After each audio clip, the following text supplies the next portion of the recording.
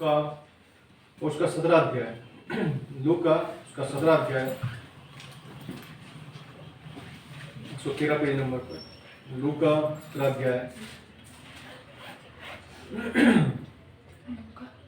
लूका 17 अध्याय निकाल लिया सब।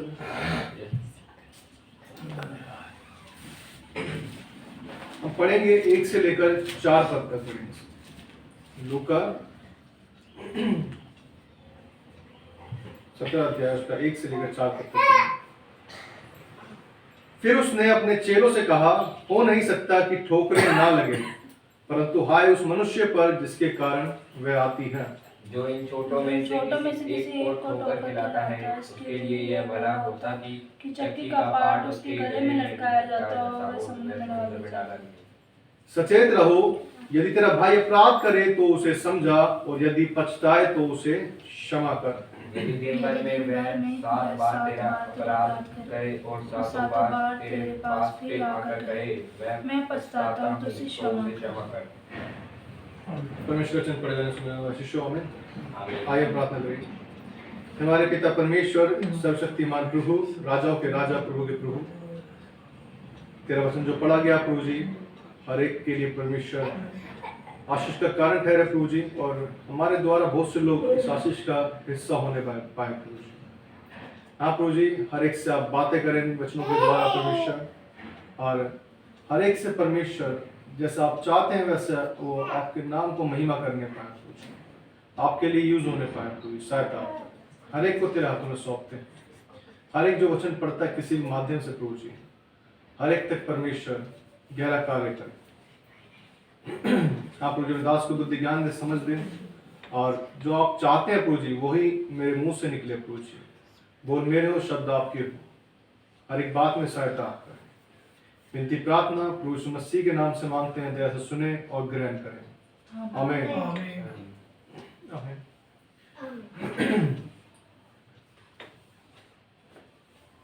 यहाँ परमेश्वर के वचन में देखते हैं क्या लिखा है, हो नहीं सकता कि ठोकरें ना लगे। जब तक इन संसार में हम हैं, हो नहीं सकता कि ठोकरें ना लगे। कोई ना कोई किसी ना किसी रीति से किसी ना किसी को क्या होता है, ठोकर लगती है, धोखा दे देते हैं ना। अरे मैंने तो उसको सोचा था ऐसा कर दिया, लेकिन ऐसा कर दिया। वो इसलिए यीशु मसीह क्लियर कह रहा है कि हो नहीं सकता कि ठोकरें ना लगे। जब तक आप इस संसार में हैं, इस जगत में है, शैतान आपको क्या है, ठोकर लगाए। शैतान चाहेगा कि आप परेशान हो, टूटे, और क्या करें, आप एक बात कहें, क्या कोई नहीं है यार, कोई भी नहीं है। अगर ऊपर वाला होता तो हमें क्या करता, बचा लेता। होता है ना, बहुत बार बोलते हैं, अरे प्रभु तुझे तो पता था, तू तो बचा सकता था मुझे।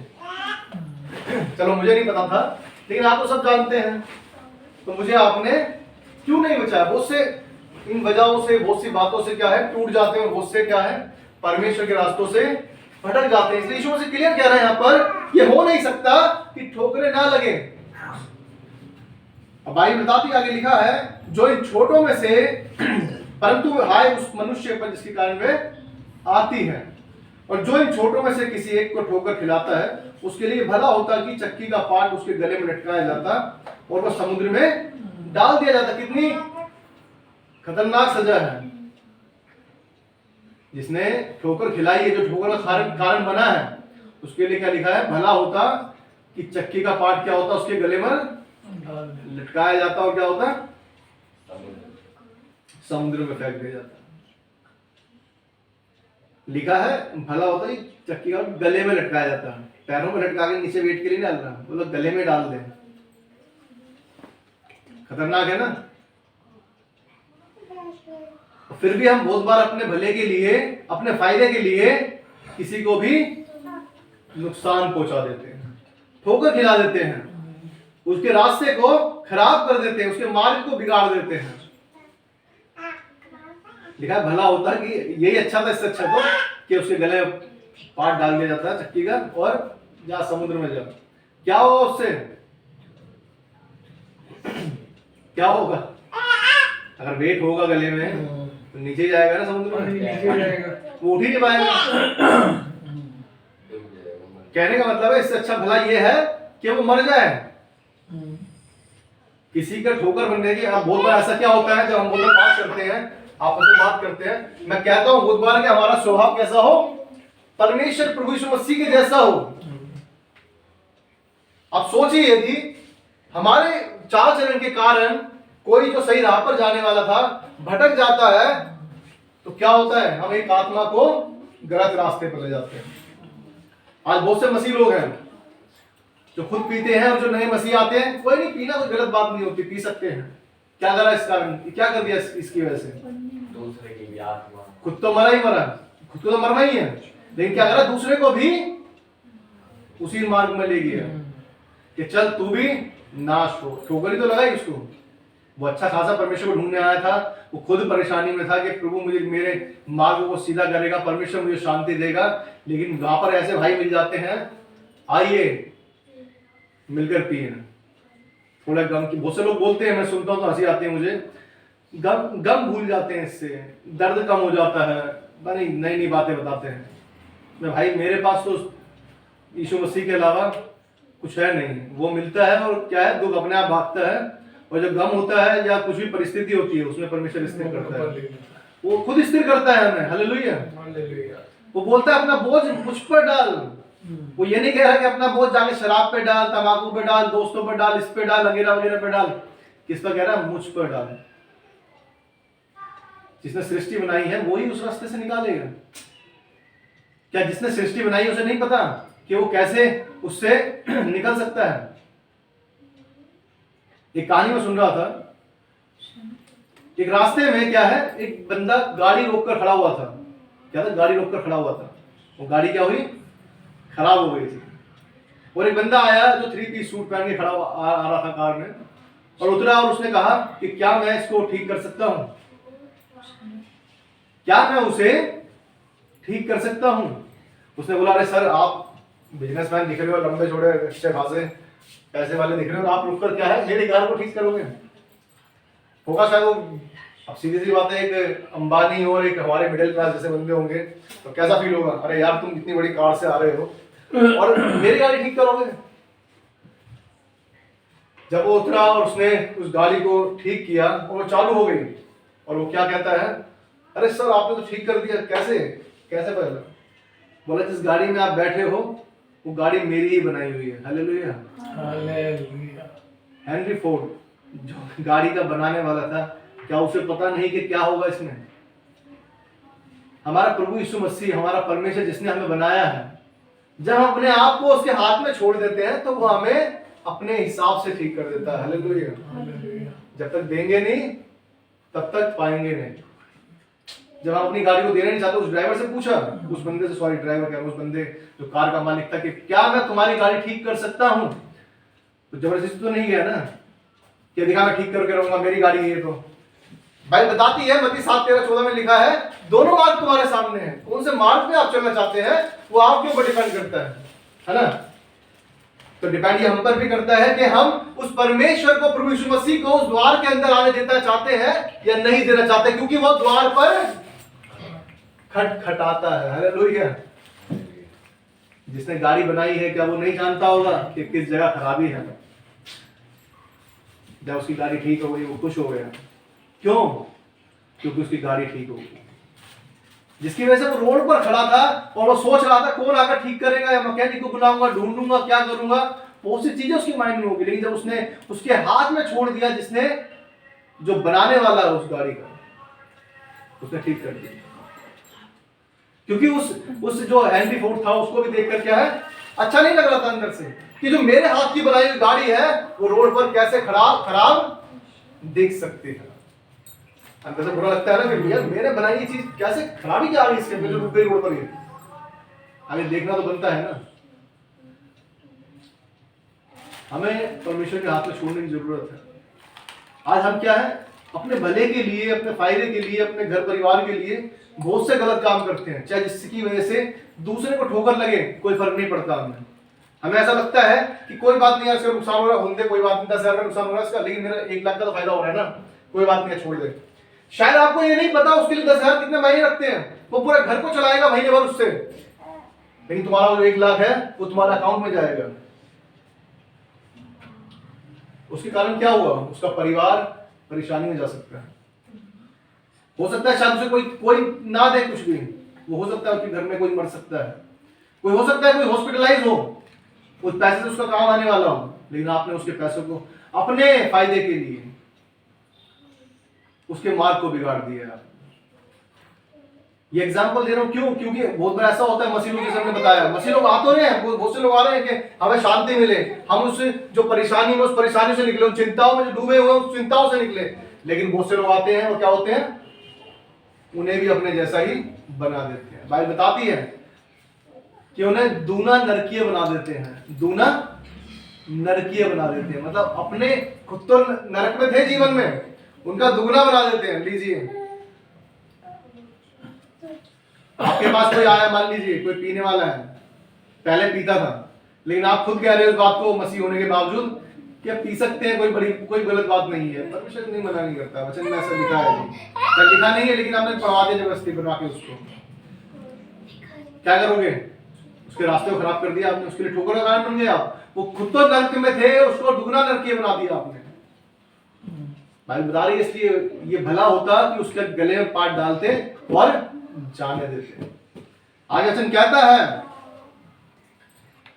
सचेत रहो, यदि तेरा भाई अपराध करे तो उसे समझा, और यदि पछताए तो उसे क्षमा कर। ये भी एक बहुत बड़ा कारण है।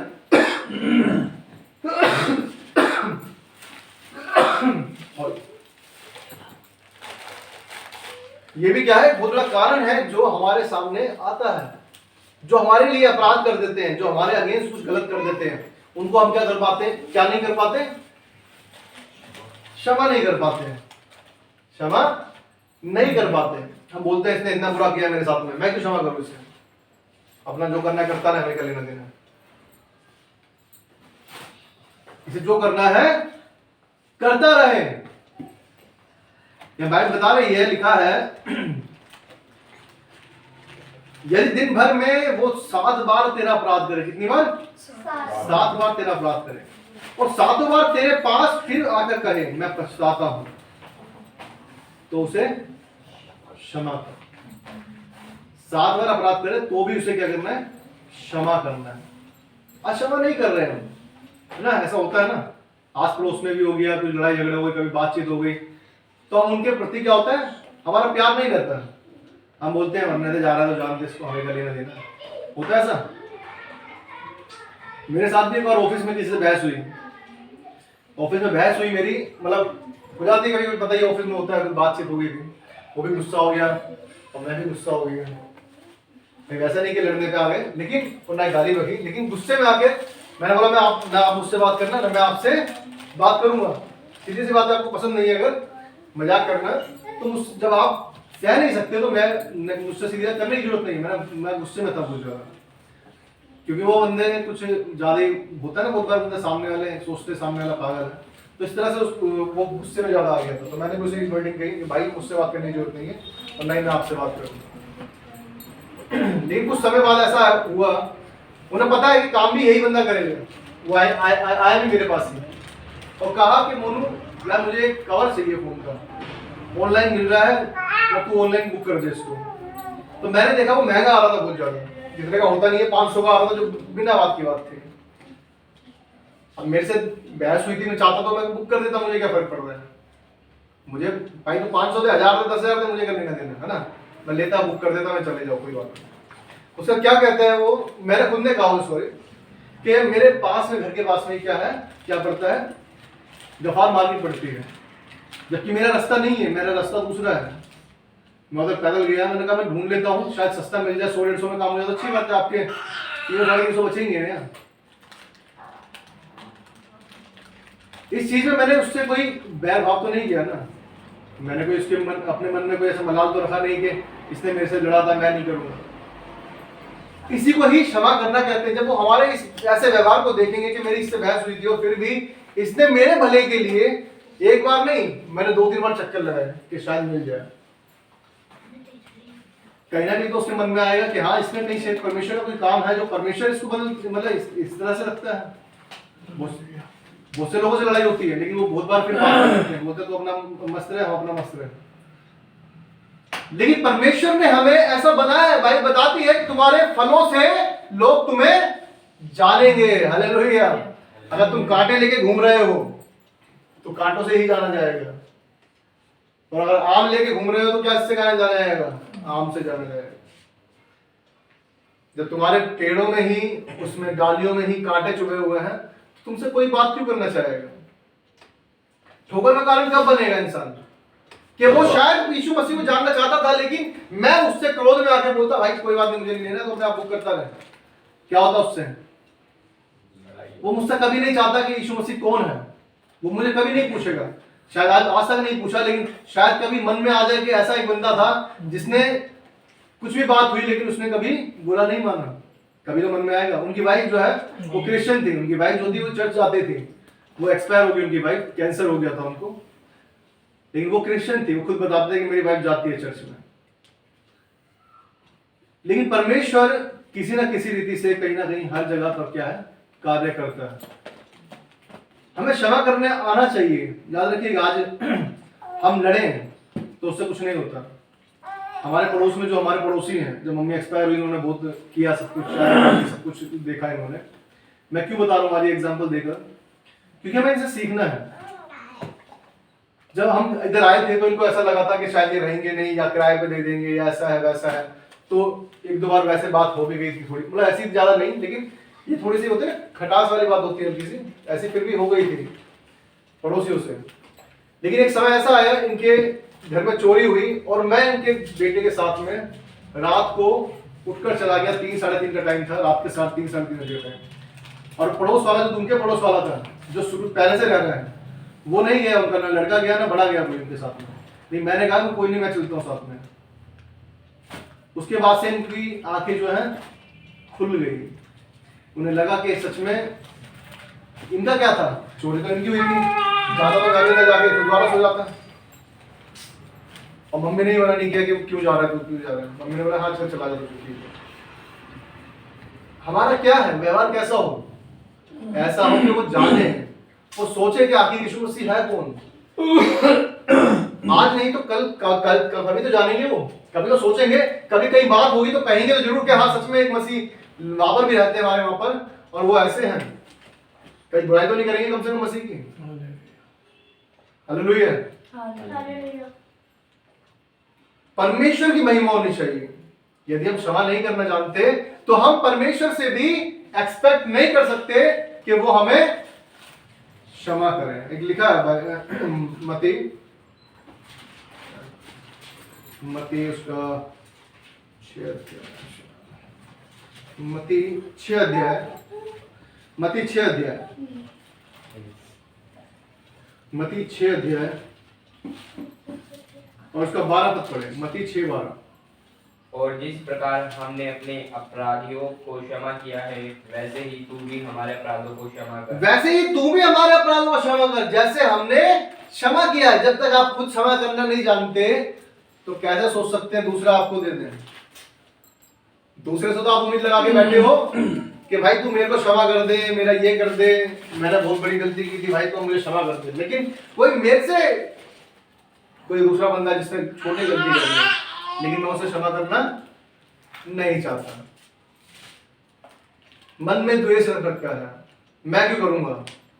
अपना मानता रहे, कोई बात नहीं। इस कारण क्या होगा? हम कभी एक नहीं हो पाएंगे, कभी हम आपस में बातें शेयर नहीं कर पाएंगे, हम कभी उन्हें परमेश्वर के बारे में नहीं बता पाएंगे। जब किसी से बात ही नहीं करनी हमें, तो क्या हम उसे परमेश्वर का वचन बता सकते हैं?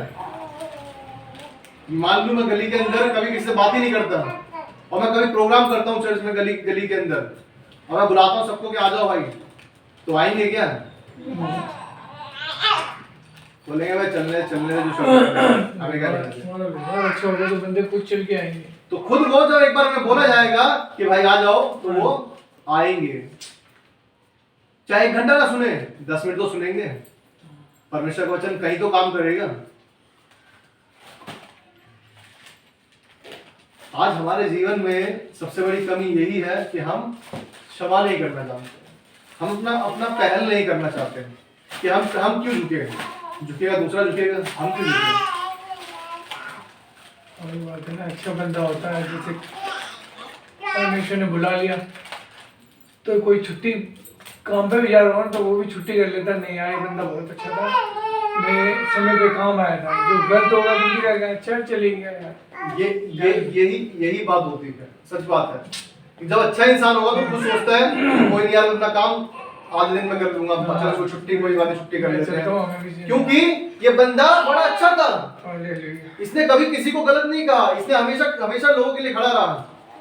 लोग अपना छोड़ देते हैं, अपना नुकसान कर लेते हैं, कोई बात नहीं, इसके लिए जाना है, इसके लिए खड़ा होना है, लेकिन आप जब दूसरे के लिए नहीं होते, याद रखिएगा, तो आपके लिए भी कोई नहीं होगा।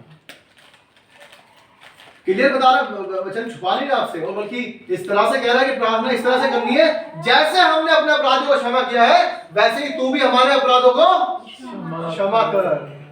हालेलुया। देने की इच्छा कभी है नहीं, बस लेना ही लेना है। जब कभी दिया नहीं तो लेने की इच्छा कैसे रखते हो? हे पिता मुझे 10,000 दे, 20,000 दे, लाख दे, करोड़ दे, लेकिन गरीब जब दरवाजे में तुम्हारे आता है वो कहता है कि बहन मुझे खाना खिला दे, नहीं है भाई, नहीं है। चाहे उन रोटियों को सुखा के बाहर रोड पर रख दिया, लेकिन खिलाया नहीं। धनी और निर्धन लाजर के बारे में पता है ना, वो राजा जो वो धनी व्यक्ति था, सॉरी, जिसके आप पैसे ही पैसा है, टेबल पे भरे पड़े हैं खाने के खाने, लेकिन वो उसे लाजर नहीं दिखा, उसको लाजर नहीं दिखा, उसके झूठन से वो पेट भरता था। याद रखिएगा, आज आपका जो घमंड है, माफ क्यों नहीं करता इंसान? कि घमंड होता है ना अंदर, जब घमंड होता जब तो माफ नहीं करता। मैं क्यों करूं माफ? अहंकार जिसे कहते हैं, मैं क्यों माफ करूं? उसने करा, अपने आप भुगतेगा, अपने आप देखेगा, मन में रहता है ना, रहना नहीं चाहिए। यीशु मसीह यही सिखा रहा है कि तूने जैसे हमने अपने अपराधियों को क्षमा किया, तू भी हमारे अपराधों को क्षमा। यीशु मसीह देखे कि हाँ, इन्होंने अपने आप को दीन किया है, अपने आप को नम्र किया है, ये लोगों के लिए जो इनके बैरी थे उनके लिए भी क्या है, दुआएं करते हैं, ये अपने बैरियों के लिए काम आते हैं। हालेलुया। लेकिन जब हम किसी के काम ही नहीं आते तो दूसरे से कैसे उम्मीद लगाते? बल्कि जब जो आप बाइबल क्या बताती है, खाने पीने वालों के लिए बताती है चीज। बहुत से लोग क्या अपने खाने पीने के चक्कर में परमेश्वर के राज्य को बिगाड़ देते हैं। एक बंदा तुम्हारा चिकन विकन नहीं खाता, नॉन वेज नहीं खाता, मान लीजिए, आप उसके सामने खोल के रखिए, जरूरत क्या है खाने की? क्या आप परमेश्वर के लिए उसके साथ में हरी सब्जी नहीं खा सकते कि शायद ये परमेश्वर के वचन को सुन ले? खाना ना खाना उसकी मर्जी है। इधर तो क्षमा करना ना क्षमा करना कोई वो नहीं है ना, लेकिन आज लोग अपने पेट की वजह से भी परमेश्वर के राज्य को बिगाड़ते हैं कि हम अपना टेस्ट क्यों छोड़े, हम तो नॉनवेज खाएंगे जी। मान लीजिए कोई आपको शादी में गए और शादी में कोई बंदा मिल गया, आपसे बात करने लग गया, आपको अच्छा लगा बात करना, लेकिन वो नहीं खाता नॉनवेज, लेकिन आप खाते हैं, और वो बंदा उनके साथ नहीं खड़ा होता जो नॉनवेज खाते हैं, तो आप क्या करेंगे कि नहीं कोई बात नहीं, मैं इसके साथ में आज वेज खा लेता हूं, लेकिन परमेश्वर की 2 बातें इसके साथ कर लेता हूं। हालेलुया। शायद ये बातें इसके मन में घर कर जाए, ये बातें शायद इसको अंदर से सुलझा दे, जहां पे उलझा हुआ है वहां से सुलझा दे। शायद ये आज पाप में है, आज उस पाप से निकल जाए,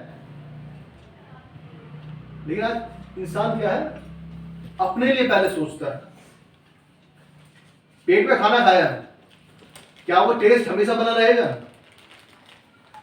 टेस्ट कब तक बना रहेगा? जब तक खाया, थोड़े दिन बन गया, थोड़ी देर पानी वानी पिया, उसके बाद फिर साफ हो गया। लेकिन जो परमेश्वर का बीज तुम्हें बोना था, उसको बीज को नहीं बोया। वो बीज जो फल ला सकता था, बाइबल बताती है राई के दाने के बराबर विश्वास करो तो वो पहाड़ को भी हटा सकता है। शायद वो जो तुमने बीज बोया होता उस बंदे के अंदर, वो शायद बंदा इतना परमेश्वर में लीन हो जाता, परमेश्वर में इतना बढ़ जाता जितना आप सोच भी नहीं सकते। लेकिन आपने अपने खाने के चक्कर में बिगाड़ दिए। आपसे अब ये खाने की बात की, शादी में चलो मिला कोई बंदा, कोई गुस्से में था, क्रोध था, कोई लड़ाई हुई होगी कभी भी, हो सकता था शायद आप उस क्रोध को भूल जाते, उस झगड़े को भूल जाते और उससे बात कर लेते, कोई बात नहीं भाई क्या हो गया, इतने सालों बाद मिले, क्या हो गया, ठीक है, सब कुछ ठीक है, बात कर सकते हैं। आज आप शायद मसीह में, उस टाइम आप मसीह में दोनों नहीं थे, लेकिन आप मसीह में आने के बाद अपने आप को चेंज कर लिया आपने। आप सीख गए हो कि हाँ हमें क्षमा करना आना चाहिए, लेकिन आप फिर भी शादी में मिले, उससे नहीं मिले अगर, तो इसका मतलब आप में परमेश्वर नहीं है। उसके फलों से जानोगे आप। है कोई इतना बड़ा बंदा जिसने यीशु मसीह की तरह कह सके, हे पिता इन्हें क्षमा कर? क्रूस पर चढ़ाने वालों के लिए कह रहा है, सोचने वाली बात है। जो भाले मार रहे हैं, जो कीले ठोक रहे हैं, जो थूक रहे हैं, चाटे मार रहे हैं, उनसे कह रहा है कि उनके लिए कह रहा है परमेश्वर से, हे पिता इन्हें क्षमा कर। और साथ में एक बात और कहता है, ये नहीं जानते, कौन नहीं जानते? ये नहीं जानते कि क्या कर रहे हैं। है इतना प्रेम, है इतना क्षमा करने का, कहते हैं कुछ जिगरा है, जिगरा है, दम है माफ करने के लिए। संसार में तो किसी की नहीं है। संसार में हो सकता है जब यदि हम यीशु मसीह को अपने अंदर रख लें, प्रभु यीशु मसीह की जगह कोई नहीं ले सकता। यीशु मसीह के बराबर तो नहीं है सच में, लेकिन हम अपने आप को बना सकते हैं। यीशु मसीह कहता है तुम मेरे बराबर हो सकते हो, तुम मुझसे बड़े बड़े काम करोगे। वो कहना चाहता है, वो बताना चाहता है कि तुम कर सकते हो, लेकिन करते नहीं, अपने आप को दीन नहीं करते, अपने आप को नम्र नहीं करते। यहाँ लिखा हमने क्लियर पढ़ा कि जैसे हमने अपना अपराध को क्षमा किया, तू भी हमारे अपराधों को क्षमा कर। हम सिर्फ लेने वाले ना हो कि हाँ मेरे से गलती हुई है, या वो क्षमा नहीं कर रहा है, उससे मैंने सॉरी बोल दिया, वो माफ नहीं करके दे रहा मुझसे, इतनी देर बाद तो मैंने बोल दिया, उसको कैसे बुलवा दिया, इससे बुलवा दिया, यार गलती हो गई भाई माफ कर दे, कोई बात नहीं। लेकिन कोई जिसकी गलती तुम्हारी जगह हुई है, तुम्हारी वजह से गलती हो गई, तुम्हारे लिए गलती हो गई है, वो तुमसे माफी मांग रहा, तुमसे माफ नहीं कर रहे, लेकिन उससे तुम गलती मांगे जा रहे हो, उससे तुम क्षमा मांगे जा रहे हो। जब तुम माफ नहीं कर रहे किसी को, तो तुम एक्सपेक्ट कैसे करते हो कोई तुम्हें माफ करे? ये लिखा है मती में निकालेंगे 18, मती 18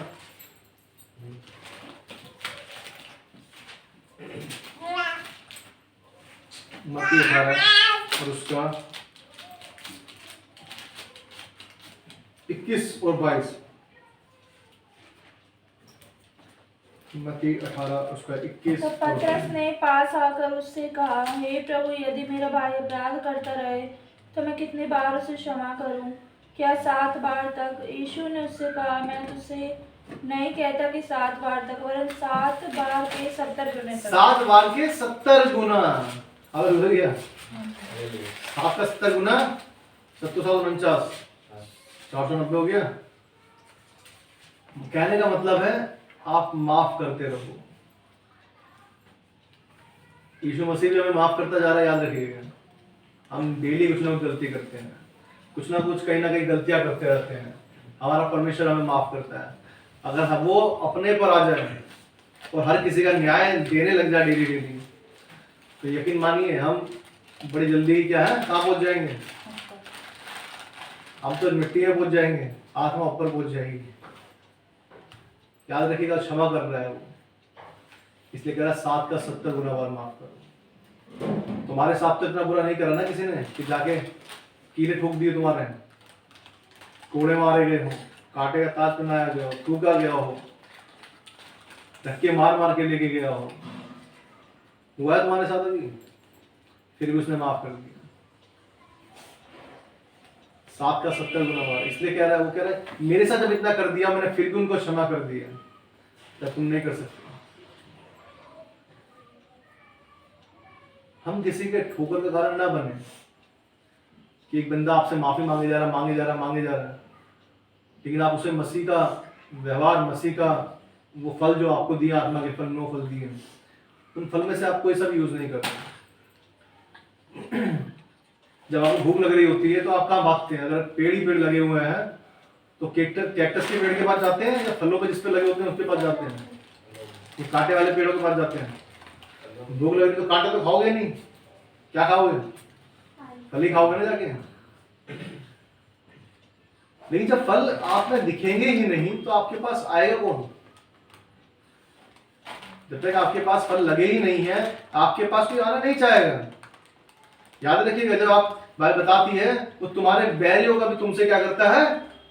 मेल करा देता है। हालेलुया। वो कैसे मेल करा देता है? क्योंकि जब आपके अंदर क्वालिटी होगी तो जो लोग हैं, जो बैरी है आपके, वो चीज को देखेंगे कि हाँ सच में परमेश्वर ने इसके जीवन में कार्य किया है। इसमें वो चीज दिखती है जो बाकियों में नहीं दिखती। हालेलुया। आप में वो क्वालिटी दिखनी चाहिए कि वो जो भटके हुए हैं उनको भी आप राह पर लेकर आ जाए। जो लोग भी ठोकरे का कारण बन रहे हैं उनको आप राह पर लेकर आ जाए। जो लोग दूसरों को लूट रहे हैं वो अपनी राह पर आ जाए। जो चोरी कर रहे हैं वो अपनी राह पर आ जाए। जो शराब में अपना जीवन बिता रहे हैं वो परमेश्वर के पास आ जाए। गुटखे में, तंबाकू में, बीड़ी में, सिगरेट में जो अपने जीवनों को बिता रहे हैं वो प्रभु के पास आ जाए। लेकिन होगा कैसे? भला होता कि उसके गले में चक्की का पाट डालकर समुद्र में डाल दिया। अगर ठोकर का कारण बन रहे हैं हम किसी के लिए तो याद रखिएगा परमेश्वर के पास हमारे लिए फल नहीं है। कितने लोगों ने कहा, ये सोई दुआ कहते हैं शायद वो, कि बड़ा हुआ तो क्या हुआ जैसे पेड़ खजूर, पंथी को छाया नहीं, फल लगे अति दूर। पढ़ा नहीं कभी? ये कबीरदास के दोहे हैं, ये किताबों में सुने नहीं सब। ये क्या है? किताबों में मिलेंगे आपको। बड़ा हुआ तो क्या हुआ कि वो कहना चाहता है बड़ा होने से कुछ नहीं होता। जब फल आपका इतनी दूर लगा हो, नारियल का पेड़ ऊपर लगा हुआ है या खजूर ऊपर लगे हुए हैं और तुम्हें भूख लग रही है, ऊपर चढ़ाई नहीं जाएगा तो क्या फायदा उसको? और पंथी जो जाते हैं रास्ते से उनको छाया नहीं मिल रही। जो बंदे जा रहे हैं, हाँ यार धूप हो रही है बड़ी तेज, वो कहाँ पे खड़ा होगा? पेड़ के नीचे नहीं खड़ा होगा, वो डंडा है जो जा रहा है उसके साइड में जाकर खड़ा होगा कि धूप न लगे। लेकिन पेड़ जो घना भरा हुआ पेड़ है उसके नीचे कहीं भी खड़ा हो, क्या है? छाया छाया मिलेगी। फल इतनी दूर लगे हुए हैं, छाया है नहीं, तो बड़ा होने का फायदा क्या? हालेलुया। बड़ा होने का कुछ फायदा नहीं यदि आपके पास कुछ है नहीं, और है भी तो इतनी दूर है जो दूसरा पहुंच नहीं सकता।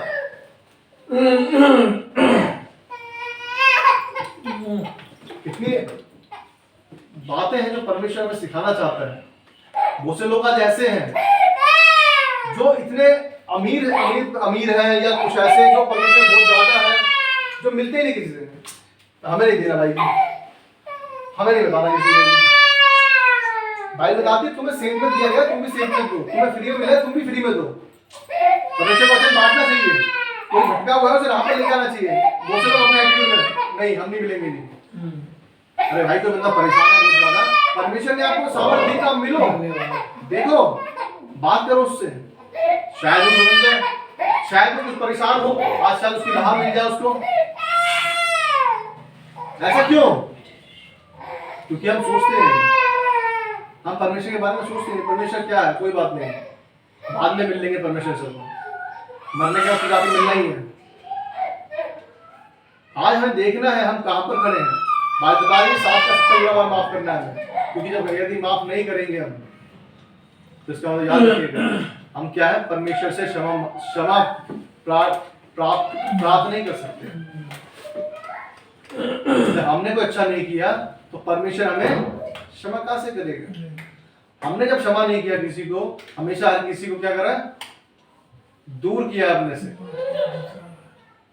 जब तुम किसी के मार्ग नहीं बने, किसी के रास्ता दिखाने वाले नहीं बने, तो आप कैसे एक्सपेक्ट करते हो कि परमेश्वर आपके लिए भला करने वाला परमेश्वर? बाइबल क्लियर कहती है वो पक्षपात नहीं करता, सबसे प्रेम करता है। जब तक हमारा अंतिम समय है हम अपने रास्ते पर, अपनी सही राह पर चले। हम अपनी राह पर आना है, भटकना नहीं है। इसमें हम वचन में देखेंगे जल्दी से, मत्ती में एग्जाम देख रहे हैं 18 अध्याय में, और फिर आगे में जाएंगे। मैं आपके लिए पढ़ता हूँ उसे 23 से लेकर लास्ट तक पढ़ता हूँ। इसलिए स्वर्ग का राज्य उस राजा के समान है जिसने अपने दासों से लेखा लेना चाहा जब वो लेखा लेने लगा तो एक जन उसके सामने लाया गया जो 10,000 तोड़े का कर्जदार था, जबकि चुकाने को उसके पास कुछ न था। तो उसके स्वामी ने कहा, ये और इसकी पत्नी और बाल बच्चे जो कुछ इसका है सब बेचा जाए और कर्ज चुका दिया जाए। ठीक है। इस पर उस दास ने गिरकर उसे प्रणाम किया और कहा, हे स्वामी धीरज धर, मैं सब कुछ भर दूंगा। तब उस दास के स्वामी ने तरस खाकर उसे छोड़ दिया और उसका कर्ज भी क्षमा कर दिया। परंतु जब वो दास बाहर निकला तो उसके संगी दासों में से एक उसको मिला जो उसके 100 दिनार का कर्जदार था।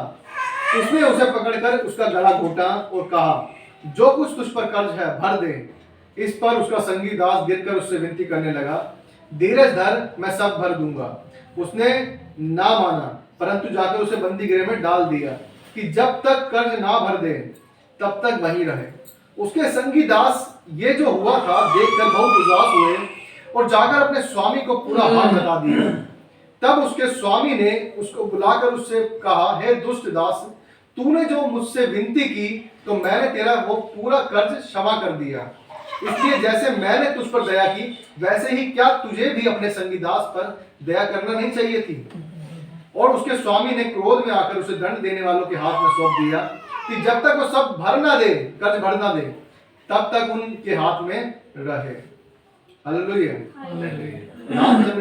35 में, इसी प्रकार यदि तुम में से हर एक अपने भाई को मन से क्षमा ना करेगा तो मेरा पिता जो स्वर्ग में है तुमसे भी वैसा ही करेगा। हालेलुया। समझ आई स्टोरी? जो खुद तो कर्जदार था, कितना 10,000 तोड़े का, 10,000 तोड़ों का कर्जदार था और उसे क्षमा कर दिया। उसके स्वामी ने जब उसने क्षमा मांगी कि मुझे छोड़ दे, कुछ समय दे दे, मेरे बीवी बच्चों को छोड़ दे, मेरे सामान को छोड़ दे, मैं सब कुछ भर दूंगा। और उसे तरस खाया कि चल ये पैर पे गिरा है, इसको छोड़, इसका कर्ज सब माफ कर दे, खत्म कर। लेकिन जब उसका खुद का दास मिला बाहर जिसने कम ही पैसे लिए थे, कम ही तोड़े लिए थे, 10,000 और 10 दिनार, 100 दिनार, 100 दिनार, 10 दिनार 100। एक 10,000 तोड़ों का वो है, खुद है कर्जदार, और 100 दिनार वालों को माफ नहीं कर पा रहा। उससे तो माफी मांग के आ गया। इसने ये नहीं सोचा कि मैं इतने बड़े कर्ज से मुक्त हो गया हूं, क्या मुझे अपने जो छोटे मेरे दास हैं इनको माफ नहीं करना चाहिए? कहा 10,000 और कहा 100 दिनार, बस कितना बड़ा गैप है, 100 गुना का फर्क आ गया, और तू उसे माफ नहीं कर रहा। और तू उसके साथ क्या कर रहा है? इसको जेल में डाल, जब तक नहीं देगा तो उसे वहीं पे रहने दे। जब उसने देख लिया कि मैंने तो इतना माफ किया फिर भी इसने ऐसा कर दिया, अब एक काम करो, इसको भी दंड दो। कि जब ये माफ नहीं कर सकता किसी को तो हम क्यों माफ करें किसी को? तुम परमेश्वर से तो उम्मीद लगाए रखते हो, बैठ के घुटने पे हो, प्रभु मुझे बचा, प्रभु मुझे ये कर दे, प्रभु मुझे ये कर दे, सब कुछ मांगते रहते हो सुबह से शाम तक। लेकिन जब तुम्हारे पास कोई आता है माफी मांगने, तुमसे माफी नहीं दी जाती। कैसे? क्लियर बता रही है, छुपाती नहीं, वचन छुपाता नहीं, परमेश्वर हमसे कुछ भी छुपाता नहीं, क्लियर लिखा है। इसी प्रकार यदि तुम में से हर एक अपने भाई को मन से क्षमा ना करेगा तो मेरा पिता जो स्वर्ग में है तुमसे भी वैसा ही करेगा। तुमने क्षमा नहीं किया, तुम्हें भी क्षमा नहीं मिलेगी। हालेलुया। परमेश्वर पक्षपात नहीं करता, याद रखिए, परमेश्वर पक्षपात नहीं करता। मनुष्य पक्षपात कर सकता है। हो सकता है एक ही फैमिली में एक कोई बड़ा जन हो जो एक में ये भेद रखता हो, एक में दूसरे में भेद रखता हो सकता है शायद माँ हो हमारी कि एक बेटी को कम देती है और बेटे को ज्यादा देती है। हो सकता है बहुत सी चीजें होती हैं। एक स्कूल के अंदर एक टीचर बच्चों को अलग तरीके से देखती है और दूसरे बच्चों को दूसरी तरीके से देखती है। इंसान कर सकता है, लेकिन परमेश्वर क्या है? पक्षपात नहीं करता। वो पक्षपात नहीं करता। वो ऐसा परमेश्वर नहीं जो पक्षपात करे हमारे बीच में। उसके लिए सब कुछ बराबर है, उसके लिए हर एक क्या है? बराबर है। यदि आप माफ नहीं करोगे तो दूसरे से उम्मीद ना करो कि तुम्हें माफी मिलेगी। हमने देखा कि जब परमेश्वर ने जो हम खुद देखते हैं अपने आप को, यदि अपने जीवन को देखते हैं, हमने बैप्टिज्म लिया, हमने उद्धार पाया, जब हमने अपने पापों को मान लिया कि प्रभु मैंने इतने बड़े बड़े पाप किए थे और तूने मुझे क्षमा कर दिया, लेकिन आज मेरे सामने कोई आता है तो मैं उसे क्षमा नहीं कर पाता। याद रखिएगा, प्रभु भी आपको क्षमा नहीं करेगा, परमेश्वर हमें क्षमा नहीं करेगा, क्योंकि हम किसी का न्याय बिगाड़ रहे हैं। हो सकता है शायद वो परमेश्वर में आना चाहता है, हो सकता है वो शायद परमेश्वर को जानना चाहता है, लेकिन हम अपने घमंड के कारण उसको क्षमा नहीं कर पा रहे हैं। क्या कर रहे हैं? अपने घमंड के कारण उस परमेश्वर के राज्य को बिगाड़ रहे हैं। उस परमेश्वर के राज्य में किसी को आने नहीं दे रहे। जो आत्माएं बचानी है हमें, वो आत्माएं नहीं बचा रहे हैं। जो उसने आज्ञा दी यीशु मसीह ने जाते वक्त कि मेरे लिए जाकर प्रचार करो, सुसमाचार प्रचार करो, लोगों को पिता पुत्र पवित्र आत्मा के नाम से बपतिस्मा दो, मेरी आज्ञा सिखाओ, हम नहीं सिखा रहे हैं। याद रखिएगा, जो हम बोएंगे वही हम काटेंगे। याद रखिएगा, उसने कहा है ना कि बोया पेड़ बबूल का, तो क्या है? च्यवनप्राश कहां से आए? ऐसा है। आम कहां से पाए? च्यवनप्राश नहीं, आम है, इसलिए च्यवनप्राश। जब पेड़ बबूल का बोया है तो आम कहां से? तो आम नहीं मिलेगा। याद रखिएगा, जब आप पेड़ ही बबूल का लगा के बैठे हो, इसमें कांटे ही निकलने हैं, तो क्या है? आम की वो ना सोचे कि आम मिलेगा। आपने जब किसी को माफ नहीं किया तो परमेश्वर भी आपको माफ नहीं करेगा। आइए परमेश्वर का वचन पढ़े जाने सुने जाने बहुत आशीष हो। आमीन। आइए हम आराधना में जाएंगे और परमेश्वर को धन्यवाद करेंगे कि परमेश्वर ने हमारे जीवनों में बड़े बड़े काम किए।